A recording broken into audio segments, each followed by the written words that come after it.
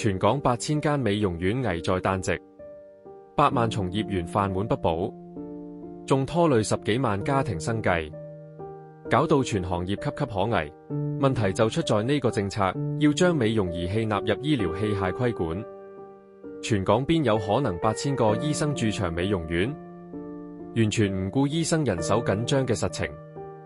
醫生嘅專長係醫病救人，唔係操作美容儀器。強行要求，浪費醫療人手。最慘係全港中小美容院根本請唔起駐場醫生，儀器註冊又貴又繁瑣，最終只會執笠潮爆發。客人做個基礎護膚隨時都要貴幾倍，仲會催生灰色地帶。我哋唔係要無規管。香港美容從業聯會早有行動，優質認證、儀器規範、專業培訓，美容師一樣夠專業、夠安全，一齊發聲，叫停呢個致命政策，同我哋展開對話，還美容業生存空間，保住8萬人生計。